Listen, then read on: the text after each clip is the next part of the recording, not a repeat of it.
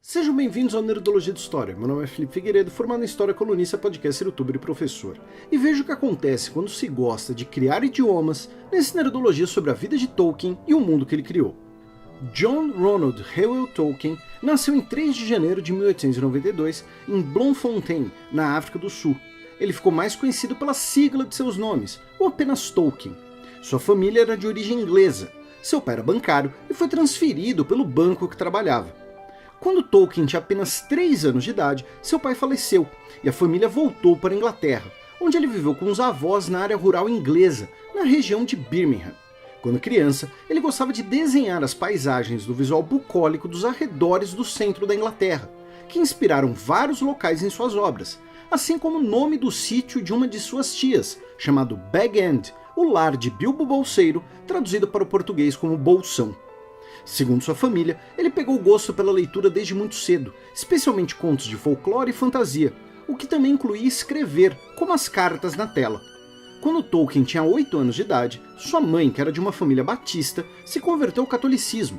Isso é importante de mencionar, pois, 4 anos depois, sua mãe faleceu em consequência de diabetes. Na época, ainda não existia tratamento para a doença.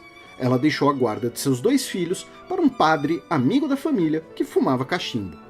Ele se mudou para a cidade de Birmingham, onde estudou em internato para meninos de elite até os 18 anos, com uma bolsa de estudos. Em 1911, ele foi para a universidade, em Oxford. Inicialmente, ele desejava estudar filosofia e latim, mas mudou seu curso para letras, no caso, o idioma e a literatura inglesas. Ele se formou em 1915, aos 23 anos de idade. Nesse período, 2 coisas ocorreram na vida de Tolkien. Em 1913, ele ficou noivo de Edith Bratt, que ele conheceu anos antes e era apaixonado desde então. Só que ele ficou 3 anos sem falar com a moça. Seu tutor, o padre, o proibiu de falar com ela até fazer 20 anos de idade, pois a considerava uma má influência. Tolkien tirou notas ruins por estar apaixonado, ela era mais velha e principalmente ela era protestante. No dia do seu 21º aniversário, Tolkien finalmente escreveu para a moça e foi direto ao ponto, pedindo ela em casamento.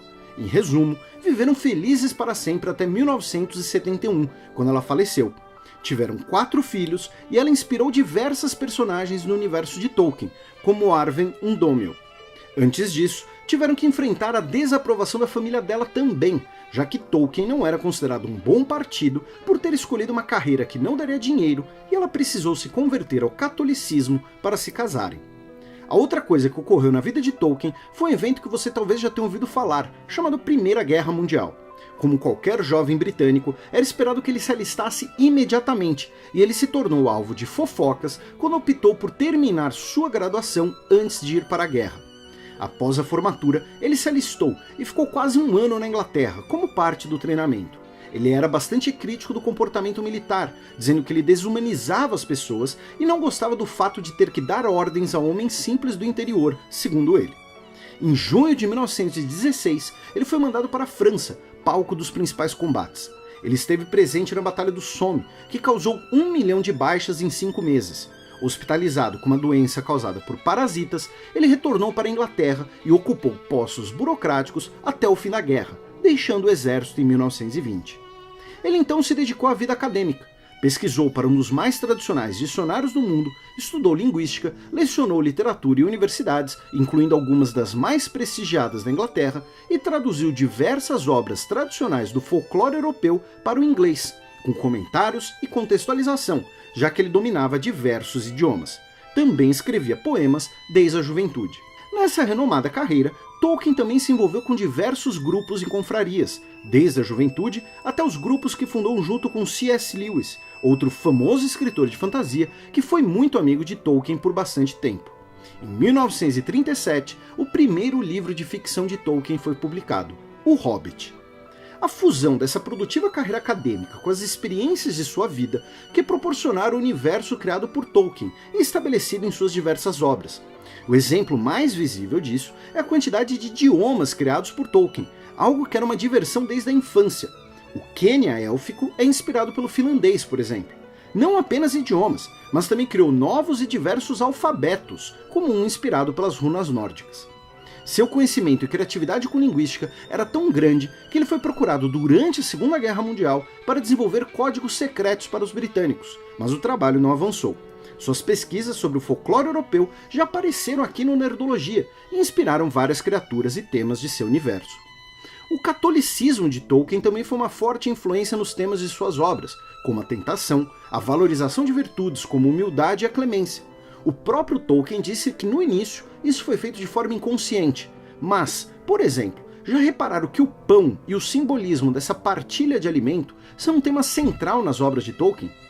Os integrantes da Sociedade do Anel sempre param para descansar e partilhar refeições, incluindo o pão de viagem que Pippin come aos montes.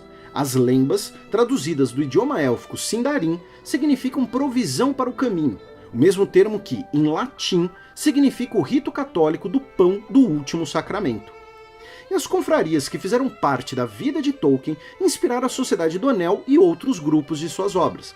Além das paisagens rurais da Inglaterra de sua infância, os cenários da Terra-média também foram inspirados por outras passagens de sua vida. No último ano de escola, em 1911, Tolkien passou férias na Suíça, e as trilhas e paisagens dos Alpes inspiraram as Montanhas das Névoas. Suas experiências na Primeira Guerra Mundial também motivaram diversas situações e tramas, como o horror da escala industrial da guerra e o repúdio às pessoas que sentem a ambição de mandar em outras pessoas por poder. A destruição da natureza e a industrialização também o incomodavam, ao ponto que ele detestava carros. Também buscava um mundo em que indivíduos diferentes pudessem conviver e cooperar, repudiando o racismo e tais interpretações de suas obras, assim como o sistema político de sua África do Sul de origem. Em 1959, Tolkien se aposentou da carreira universitária. Alguns anos antes, a trilogia O Senhor dos Anéis tinha sido publicada, e ele estava tanto rico quanto incomodado com a fama. Embora se sentisse lisonjeado, ele desejava preservar sua vida pessoal, ao ponto de ter que tirar seu nome da lista telefônica, pois fãs não paravam de telefonar para sua casa. Ele e sua esposa se mudaram para uma cidade litorânea mais pacata, onde viveram até o fim da vida. Muito de sua obra foi organizada e publicada póstumamente por um de seus filhos, e o legado de Tolkien inclui centenas de milhões de cópias de seus livros. Sua influência na cultura é gigantesca, criando um universo próprio que, por sua vez, inspirou diversas outras pessoas e obras, já que as aventuras nunca acabam. Outra pessoa sempre tem de continuar a história. Nos comentários do Nerdologia sobre a Catedral de Notre-Dame de Paris, perguntaram se os nazistas chegaram a roubar algo da catedral na Segunda Guerra. Não, pois boa parte do patrimônio artístico da catedral foi escondido pouco antes da ocupação da cidade de Paris. E o patrimônio histórico não era interessante para os nazistas, já que era da história francesa. Perguntaram se a relação com as palavras capeto, de Hugo Capeto, e capeta. Não tem. A explicação mais provável do cognome é de ser o rei da capa, já que Hugo era abade e os abades do período usavam uma capa chamada em português de capelo. Finalmente, perguntaram se as doações financeiras vão para a igreja ou para o Estado francês. Elas vão para uma fundação não governamental com o nome da catedral ou para o Ministério da Cultura francês, dependendo da doação. Não se esqueçam de curtir e compartilhar o vídeo, assinem nosso canal para conhecer mais sobre a origem dos hobbits e até a próxima!